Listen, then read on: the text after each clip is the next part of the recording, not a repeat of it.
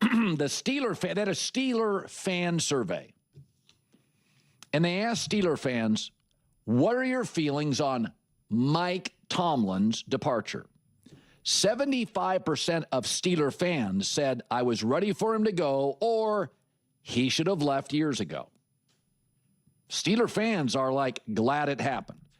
The next question, agree or disagree, bringing back Aaron Rodgers for a second season was the right move. 42%, the largest percentage, either disagreed or strongly disagreed. I think you can argue either way on that. I think the fans in Pittsburgh are right. Third question, Steelers haven't won a playoff game since 2017. That is a long time ago. What has been the biggest thing holding the team back? Quarterback play, coaching are 77%. So the fans want change. The fans are seeking change. The fans in Pittsburgh are clamoring for change. The fans see the issue. It's the ownership that doesn't. The Rooney family is not reading the room. In most instances, I'm going to trust ownership and a GM over a guy in the third deck. But the fans in Pittsburgh, I mean, the Steelers lost a great GM. He leaves, what do? Walk down the hallway and give it to a guy in the building. You know I hate that. Yeah. I find this incredibly satisfying because I literally put out a video just a couple of days ago where I was discussing Aaron Rodgers and explaining how I actually sympathize with Steelers fans to a certain degree, even while maintaining that the whole situation could still turn out to be intriguing and highly watchable. And now, to see that fan survey essentially confirming exactly what I had been saying about how I believed Pittsburgh Steelers fans truly feel, that is just such a rewarding validation. I only arrived at those conclusions based on my own intuitive reading of the room and, of course, by carefully going through the comment sections. That is just fantastic. That kind of alignment is genuinely affirming on so many levels. It is precisely why I always give my little spiel about watching the full-length video and subscribing. It is not about simply chasing views or padding subscriber counts. Obviously, when you watch the entire video and hit that subscribe button, it helps with all the metrics and whatnot. But the real goal is being able to create Pittsburgh Steelers content that people actually want to watch and engage with in meaningful discussion. That way, we can keep having the most impartial, level-headed, and candid conversations about this franchise. Reading the comments and interacting with that feedback, creating content for actual Steelers fans and then having genuine back-and-forth dialogue, that is what it is all about. It is not about trying to bait a fanbase with inflammatory hot takes or making grandiose pronouncements about them winning the Super Bowl or declaring that they are washed up and doomed forever. It is about having honest, grounded conversations. When you do that, you get to live more in reality, and the people who respond are also living in that same reality. We have exchanges, we have dialogue, we have meaningful conversations, and you actually develop a genuine sense of how the fanbase truly feels. And it is just awesome, honestly. It is great. Knowing that I do not even need an athletic survey to reach those conclusions is pretty cool in itself. And again, the timing is kind of perfect because, as I said, I just made a video a few days ago talking about this very subject. I was discussing how this entire season is going to be framed around Aaron Rodgers' final year and all that narrative baggage. But Pittsburgh Steelers fans simply do not care about that. They really do not. The good news is that I still think it will be an entertaining and fun season. I think it should be. I could be wrong, but I do think it is going to be interesting. However, here's what I find particularly intriguing. If you look at the fact that the Steelers have not won a playoff game since January 2017, the question becomes, what has been the biggest factor holding the team back? The answers typically point to quarterback play and coaching. But then you have ownership and management. Let us just focus on ownership and managing NT for a moment. They are the ones who have tremendous control over who the coaching staff is and who the quarterback is. That is the crucial distinction. That is the fundamental difference. And that is where I will highlight a team like the Philadelphia Eagles, for instance. Their management, ownership, Howie Roseman, and all of that, they are held accountable in a way that I do not see with many other teams. I honestly cannot think of another franchise that does it to the same extent as Philadelphia. When they blame a quarterback or a coach, they do not just stop at the coaching. They ask, why did you hire that coach? Why do you not fire that coach? Why did you draft that quarterback? Why do you not move on from that quarterback? That keeps the pressure squarely on the decision makers. It sustains the accountability. I remember this was a couple of years ago now, at the end of the season for the Atlanta Falcons, when they really messed things up. It was the year they brought in Kirk Cousins and drafted Penix in the same season, so that would be 2024. They actually had a chance to make the playoffs. They had a real opportunity, but the way things unfolded, the way they handled that season, it was just a mess. I said at the time that Falcons fans should have been absolutely furious. That season should have gone completely differently. But because they could not get their act together, that is where they ended up. And so many Falcons fans were still engaged and fired up even after the season ended. A lot of times, fans check out once their team is eliminated, which I totally understand. But Falcons fans were still really engaged, and I was just thinking, this is ridiculous. How can you endure this? And they were asking, what do we do? They agreed that they were angry, annoyed, and frustrated, but they did not know what to do. And I told them they have to hold their franchise accountable. They have to be loud, they have to criticize, they have to make their voices heard in comments and discussions. They have to make the organization feel that pressure to make changes. They need the media on board as well. At the end of the day, your voice is all you have, because you cannot do anything else directly. Howie Roseman or any owner or GM or Art Rooney is not going to take meetings with you. But as Colin said, and I tend to agree with him on this point, he mentioned that he essentially listens to the people who wear suits and ties rather than the guy in the third deck, however he phrased it. But I think that downplays the fans' experience. It downplays their knowledge and the importance of their role. I do not think that is right either.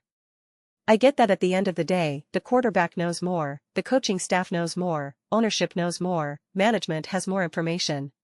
A lot of times, they just know football better than you or me. I do not disagree with that, and I do not doubt it. But that does not mean that the voices of the fans should not be heard. It does not mean they are wrong either, because they do have a say. If you listen to the fans too much, you will end up sitting with the fans, and you will get fired. So I get that. But it does not mean the fanbase does not have their role in all of this as well. That is actually the thing I found most interesting. Because they blame quarterback play, they blame coaching, but ownership and management play a huge role in that. They are a big part of the problem. I have said this a million times, there have technically been moves available for quarterbacks. They could have gotten Sam Darnold. They absolutely could have. There were other trades available. Look at what the Rams ended up doing to ultimately get their quarterback situation sorted out. Some of the trades they made to acquire a first-round pick, and the chances of it actually being a higher pick, everyone says, well, the Pittsburgh Steelers always win just enough games to not be able to get a high pick. But the Rams positioned themselves, the New York Giants positioned themselves. There is movement. There are opportunities. I am not saying it is easy or straightforward, but there are potential options like Malik Willis, Sam Darnold, Baker Mayfield.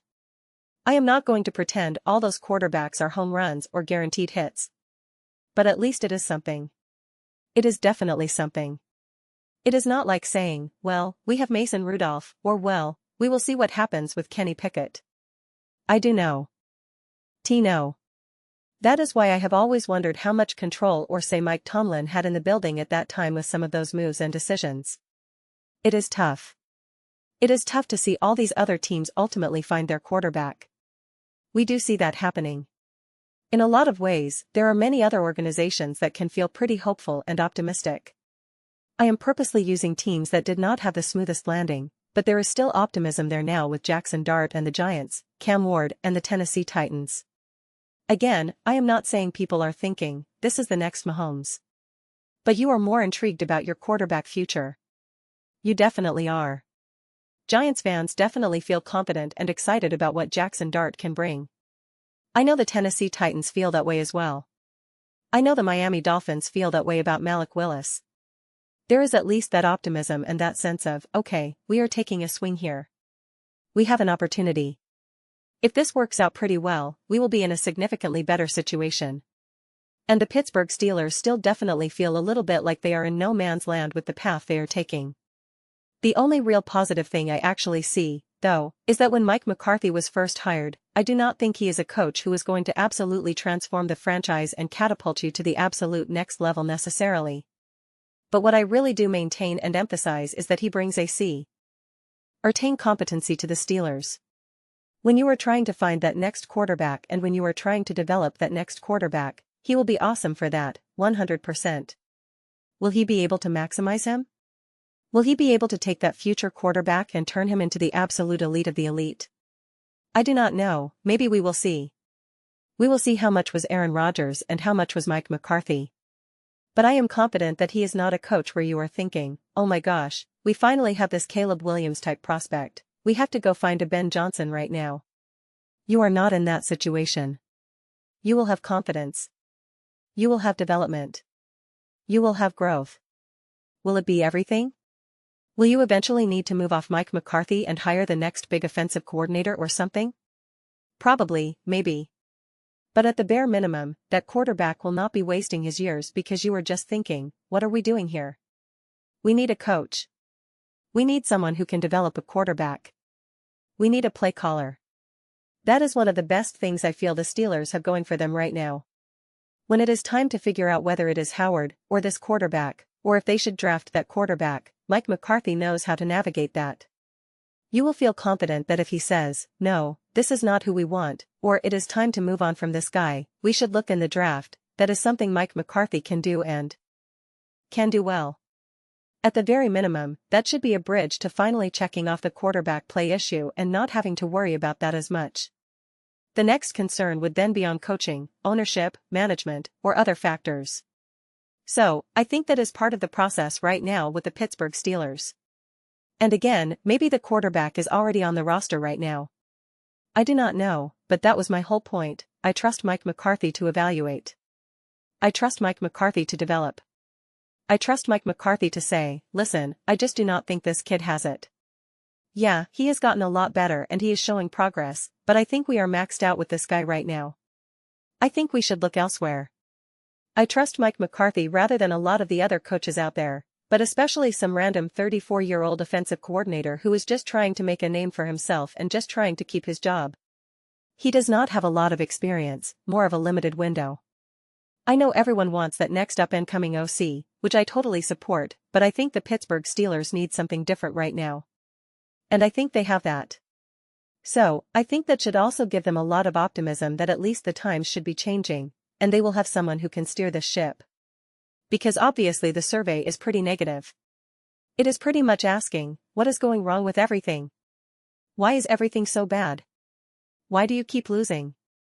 Who do you blame the most? It is not about highlighting something to feel good about right now. Even if they do not get it all right now, I do think the cheesiest metaphor in the history of the world is always, you are putting down the soil and planting the seeds and the flowers will grow. That is where the Steelers are at right now. I know it is cheesy. I know it is corny. I know it is a cliché. But it is true, and I believe it. I would not feel that way if they still had Mike Tomlin. I would not feel that way. But I do feel as though they will be getting back on the right path. When they will officially be able to really jump in feet first, I do not know. Again, it depends on whether they actually have a quarterback on the roster right now. Obviously beyond Aaron Rodgers, that remains to be seen.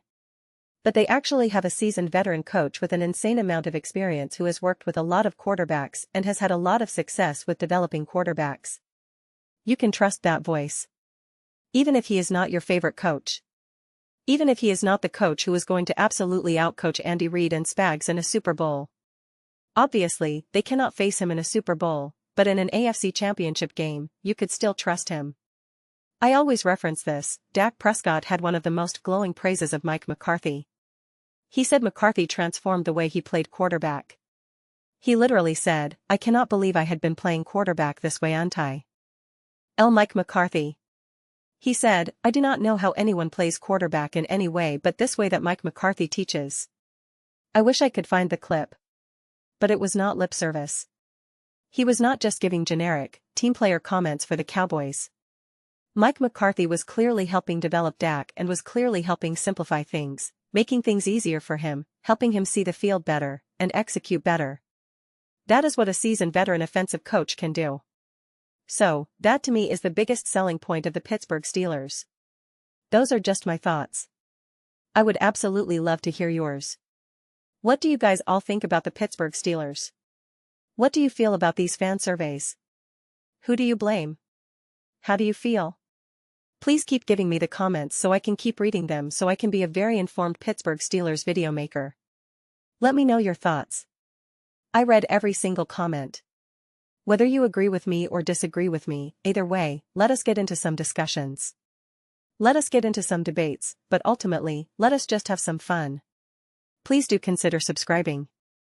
We are building an amazing community here, and I absolutely love to see you be a part of it.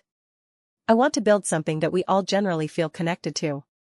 Something that we are really excited to be part of. I think we are well on our way to doing it. Please do not forget to give this video a thumbs up, as it really does help with visibility and the algorithm. Thank you so much. See you next time.